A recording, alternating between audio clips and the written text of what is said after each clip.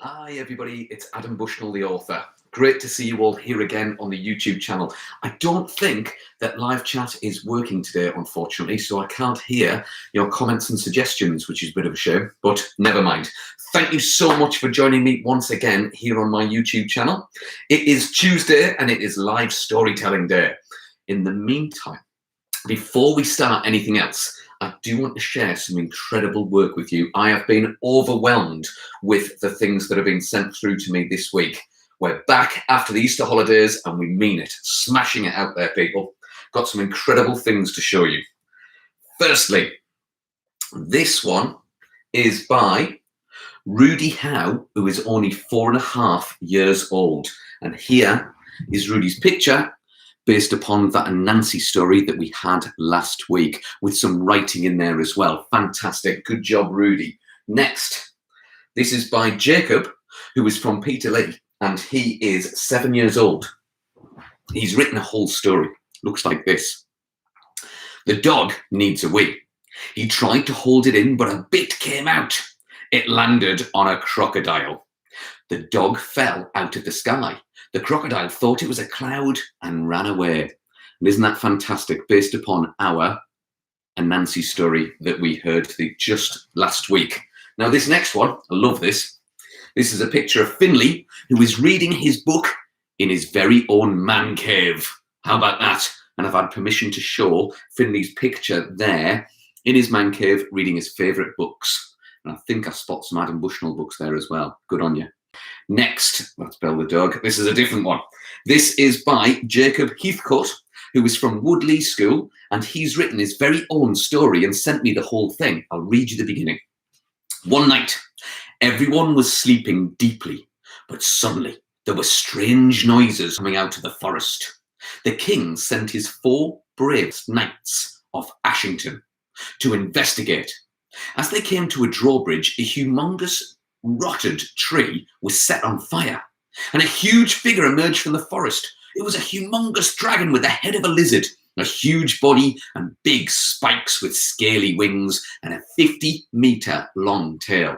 The knights ran back to the castle and reported to the king. A huge dragon is setting the forest on fire. Oh my, said the king. Go and destroy that dragon. I'm not sure if I'd want to destroy that dragon. Anyway, it goes on and it's a fantastic story. Keep writing. You're doing a great job there. The Knights of Ashington. Well done to you, Jacob. Now, next we have, I think this is Jack Brooks from Finkel. And there he's got his Anansi story. You've got Anansi, the sheep, and then we've got a panther and a green dragon flying in the sky. Awesome job.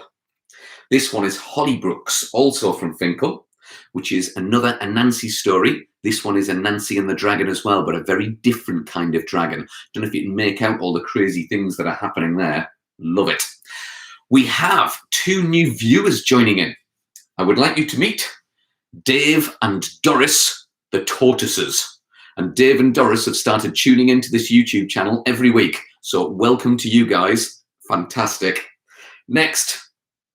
Now, this next one, I've got a couple of things to show you. This is by Liam, who's from Hutton Henry School. And he has written me a story, drawn me a picture, and also created a model out of Lego. Can you see that? Absolutely awesome job. This is his mythical monster made from Lego and his mythical monster story, which is right here. I really enjoyed that. Thank you very much for sending that to me. Love the Lego models. Can't get enough of it. Anyway, Oliver Heavyside has sent me an Anansi story, which I'll read you the beginning of here. There was once a spider called Anansi. Now, Anansi was no ordinary spider. He was very tricky. He tricked people here. He tricked people there. He tricked people everywhere. Oh, and not to mention, he could also turn into a man. One day, Anansi was walking through the forest where he lived when he met the Tiger King's daughter, and he instantly fell in love with her. Ooh! The Tiger King's daughter instantly fell in love with Anansi as well. I didn't know the Tiger King had a daughter. This is amazing. That is an awesome story. Well done, all you cool cats and kittens. Anyway, also, I'll just say a quick hello to Oliver's sister, Matilda. Hi to you. That's an amazing story that your brother has written. Next, Ooh, now this is based upon the chapter of Quests and Epica that I read yesterday. This is by Jasmine, or Yasmin, however you like it's pronounced. This is the Mare of Diomedes, the flesh-eating horse that I was reading about yesterday. Thank you for that. I love it. I'm going to send that to my illustrator, Joseph. And here, this is the Emeria Dragon. And this is by Darcy English from Easington. Hello to all of you guys. Stay awesome. I hope you're doing all right over there today. Next, over here, this is Poppy Hunter, age 7, and she has drawn a sea monster stealing a princess. And look, the queen, I think it is saying, "You ugly sea monster." She's not very happy at all. I love that sea monster with its 3 heads and 3 eyeballs. Fantastic. That colouring in is awesome as well. And then finally, we have here, this is from an Emmerville Primary School pupil. No name on this one, unfortunately. This is the Evil Monkey. And Nancy has met his match with this character, I'll tell you that. Fantastic, the Evil Monkey. Now, thank you so much for sending these to me. They are stopping me from going insane. I promise you, I love, love, love every single story, every single picture, and every single model that I get sent. So I appreciate it. Keep sending them in.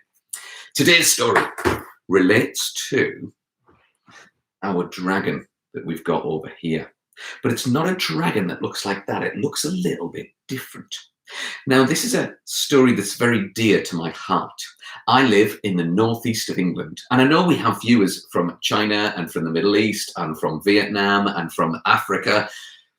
You won't have heard of this story before, unless I've banged on about it at some point. And we've also got people joining in from all over the UK as well, so fantastic to hear that. The story I'm going to tell you is about a dragon, but it's a very strange dragon. Now, this dragon isn't called a dragon at all. It's called a worm. Now, it's the story of the Lambton Worm. Some of your families might have heard of the Lambton Worm. In fact, you could ask them about it. And you might have heard of the Lambton Worm yourself. You might have studied it in school. Your family might have told you about it. It's very famous because it was a song. Now, I have here quite an unusual version of the song. It is sung by northeastern local legend Brian Ferry.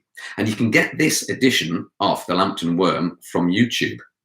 So after you've had a listen to this, have a listen to Brian Ferry singing the Lambton Worm. It sounds something like this. It is coming, I promise.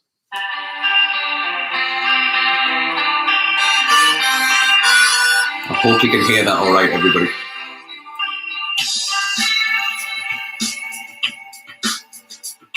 One Sunday morning, Lambton went fishing in the weir. He catched a fish upon his hook. He thought it very queer. But what kind of fish it was, young Lambton couldn't tell. He couldn't be fetched to carry it in, so hide him in the well. Wish lads had your guts, I'll tell you some of an awful story. Wish lads had your guts, I'll tell you with the one. Now, Brian Ferry was quite a famous singer back in the day, still is today, really. It's very unusual for him to be singing a folk tale like this, but this is based upon an album that was called From Tees to Tyne, and it was all local stories from the northeast of England, local folk tales put to song.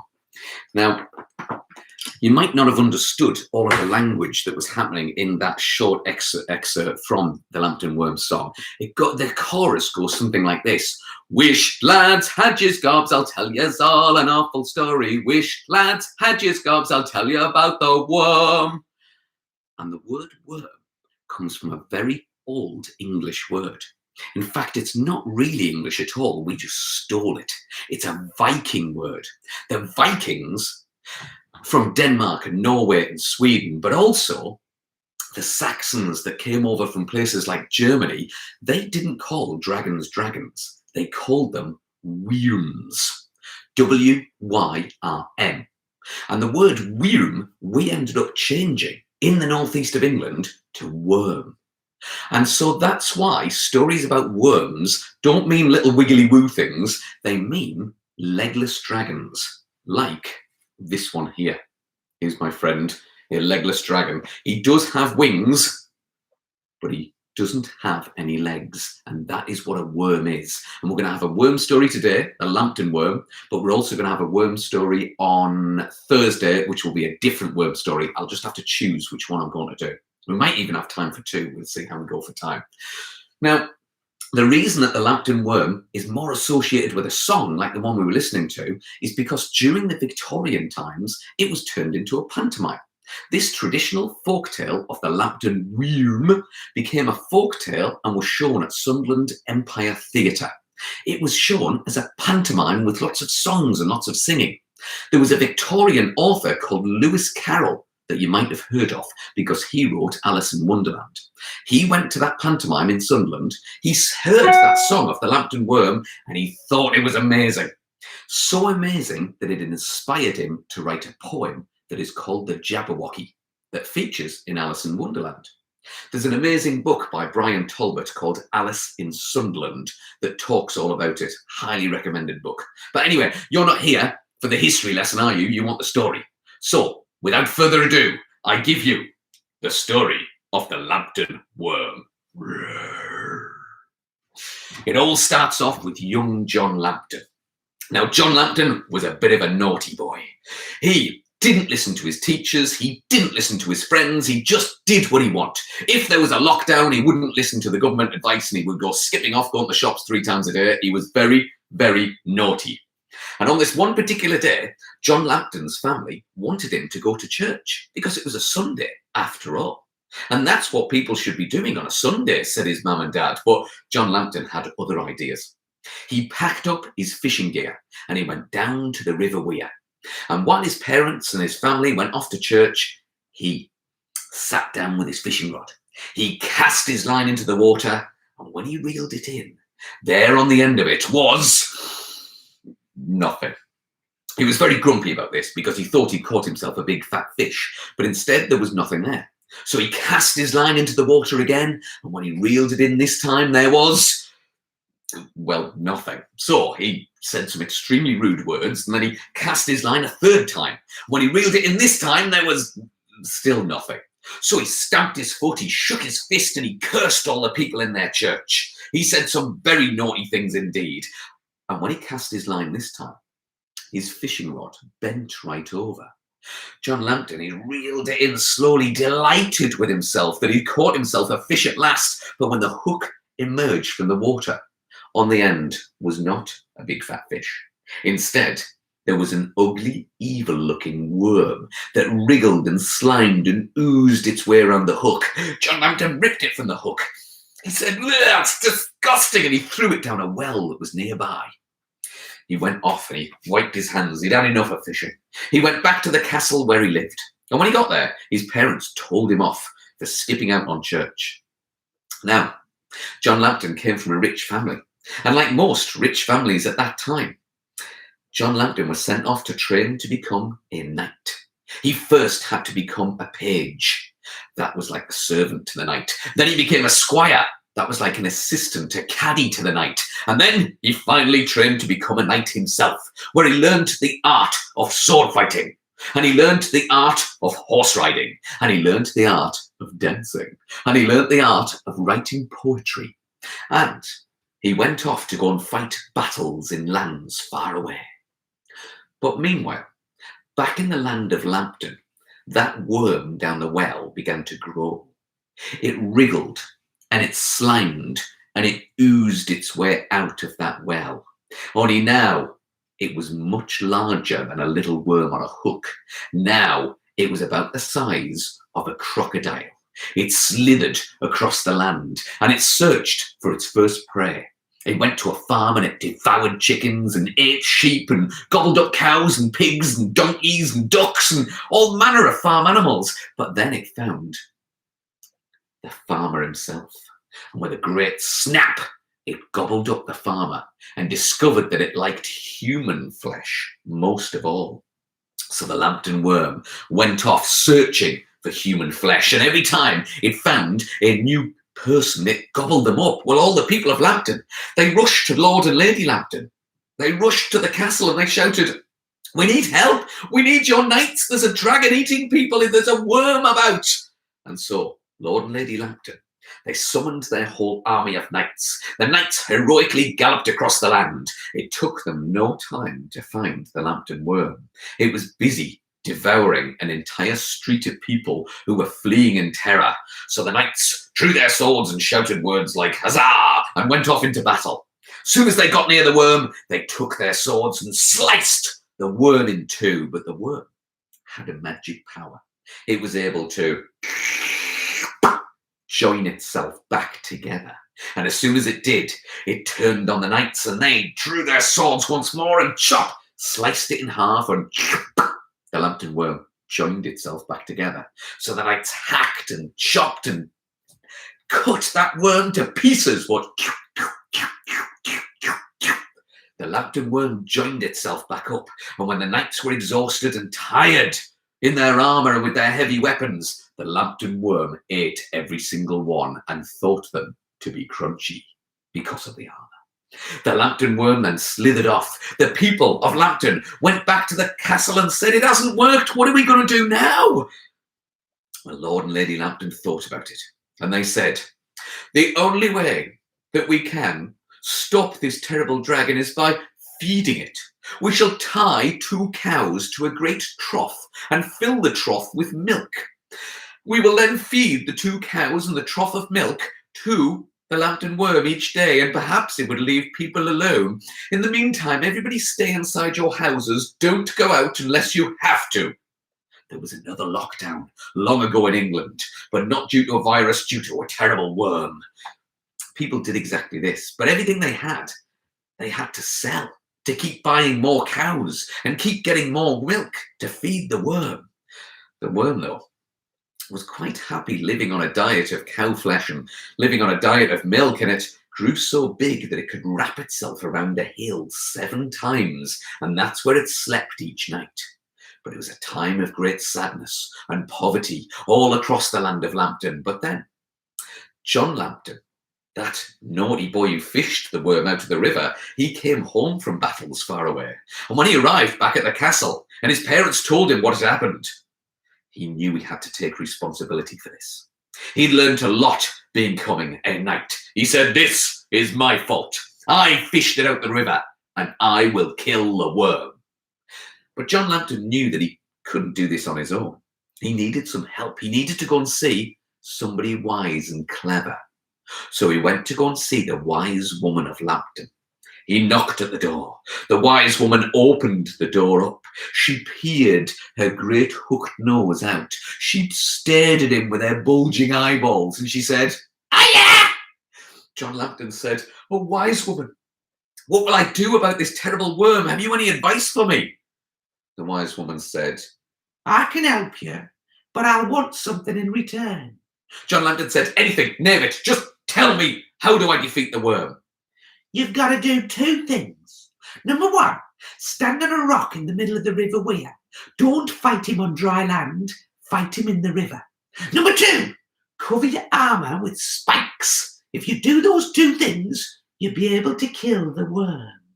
John Lambton said, "I've got it. Thank you so much. But what do you want in return for this information? What was it? Name your price, anything."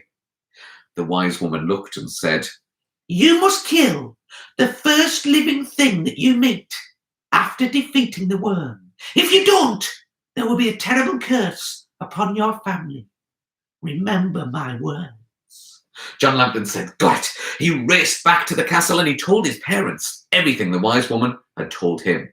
So his mother took him to the blacksmiths, and the blacksmith is the person that makes the armour and the weapons and the helmets and all the things made of metal. The blacksmith took spear blades and studded John Lambton's armour with spear blades all over. His armour was now spiky, and his dad handed him a bugle, which is a type of trumpet. John Lambton looked at the bugle and said, "Thanks, Dad. I'm not too sure what I'm supposed to do with this." And his dad said, "When you have defeated the worm, blow the bugle, and I will release a dog from the castle. It shall be a dog that you will first see. Kill that, and then the witch's curse will be lifted." John Lambton said, "Kill a dog? Well, I don't really want to do that, but okay, I'll listen to you, Father." And so he went off with his spiky armour. He went down to the river Wear, and he stood on a rock, holding his sword in 2 hands. When the worm saw the boy standing in a rock, defiantly staring, it roared with fury. It slithered down from its worm hill. It went down to the river Wear, and it attacked John Lambton. John Lambton swung his sword again and again and again, and he sliced off bits of the worm. Bits of it kept falling into the river, and before it could join itself back together, the bits of the worm were whisked away by the fast-moving water. John Lambton hacked off piece after piece after piece of the worm, and the worm realised it had been tricked. And so it wrapped itself around John Lambton, trying to squeeze him to death. But because he was covered with those spear blades, he was all spiky, and the Lambton worm hacked itself to pieces and fell into the river, dead. John Lambton, he was just delirious with excitement. He leapt onto the riverbank, he took out the bugle, that trumpet, and he blew into it. His dad heard the trumpet and said to his wife, "John's done it! He's done it!" And he raced off. Now his wife thought he'd gone to go and get the dog and release it, but no. John Lambton's father raced down to the riverbank to greet his own son. And the first living thing that John Lambton saw was his own father. Well, John Lambton couldn't bring himself to kill his own dad, and so he said, "Dad, you forgot the dog. Go back and get it, quick, before the wise woman knows." So Lord Lambton went back to the palace and brought the dog back, but it was too late. The wise woman was there. She lifted her magic wand. She said, "I told you not to forget my words." And she uttered more words, strange and magical as they were, and a curse was put upon the Lambton family. 9 generations died terrible deaths, and it was all because John Lambton went fishing on a Sunday instead of going to church like his parents wanted him to. Something for us all to think about there. Hope you like that story. That is the northeast of England's most famous story. But there are lots of other worm stories that are out there as well. There's the Long-Witton worm, there's the Bamborough worm, there's the Sockburn worm, sometimes known as the Sturkburn worm. Sturkburn! So anyway, I will tell another worm story on Friday. In the meantime, all of these worms have different powers. The Lambton worm could join itself back together. The Long-Witton worm was invincible as long as its tail was still inside the cave where it lived. It couldn't be killed unless the whole body came out. The Bamborough worm, well, that was a transforming worm that could turn into different things, including people.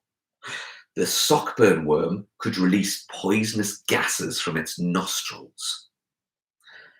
If you were to design your own worm, you could watch that video that I've got on my YouTube channel of how to draw a dragon, or drawing a dragon, I think it's called. And you could draw the dragon step by step, but just miss out the legs.